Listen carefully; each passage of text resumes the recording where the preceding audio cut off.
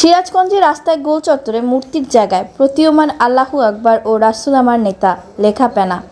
মুকুল হোসেনের তথ্যচিত্রে দেখা যায়, রাষ্ট্র সংস্কার ও সুরক্ষায় অক্লান্ত পরিশ্রম করে যাচ্ছেন দেশের সাধারণ শিক্ষার্থীরা। রাস্তার ট্রাফিক নিয়ন্ত্রণ থেকে শুরু করে দেয়ালে দেয়ালে গ্রাফিতি অঙ্কন করছেন তারা।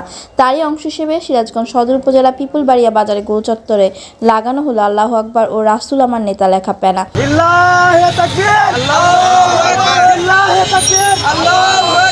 এ বিষয়ে ছাত্র মোহাম্মদ জিয়াদ হোসেন বলেন, এটা আপনার লাগানোর উদ্দেশ্যটা কি?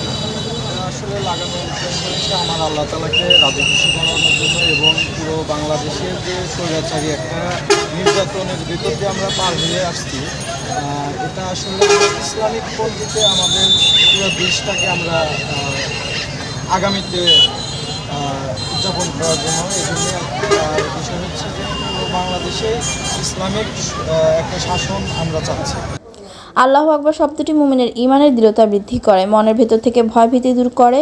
মুমিনের জীবনের শুরু থেকে শেষ পর্যন্ত আল্লাহু আকবারের প্রভাব থাকে আলোকিত করে রাখে। আরেক ছাত্র মোহাম্মদ সেলিম রেজা বলেন, সারা বাংলাদেশ সারা বাংলাদেশ আপনার ইসলামদের পরিপূর্ণ সাধন হচ্ছে। সেই ক্ষেত্রে আমরাও পিছিয়ে থাকবো না। আমরা এলাকার ছেলে পেলে আমরা দেখলাম যে না, আমাদের এটা করা দরকার, দায়িত্ব মনে করে আমরা এটা কাজ করছি। আমরা কোনো দলের দালালি করতে আসি না, শুধুমাত্র আল্লাহ পাক এবং রাসূল সাল্লাল্লাহু আলাইহি ওয়াসাল্লাম আমাদের নেতা।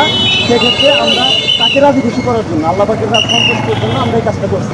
পথচারী মোহাম্মদ আকবর হোসেন বলেন, আল্লাহু আকবার প্রতিধ্বনি এখানে লাগানো হলো কোরআনে।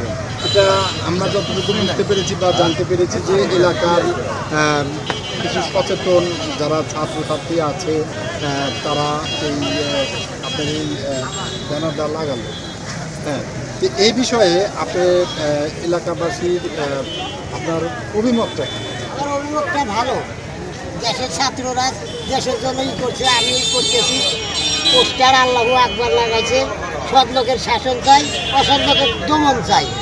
এবং সকল ছাত্রীদের সাধুবাদ জানিয়ে আরেক পথচারী আব্দুস সামাদ বলেন, আমার এই বিষয়ে অনুমত হচ্ছে এটা ছাত্ররা লাগাইছে, এটা ভালো এবং এটা ইসলামের শাসন প্রতিষ্ঠিত হয়। সবাই ন্যায় বিচার আশা করে এবং ন্যায় বিচার প্রতিষ্ঠিত হয়।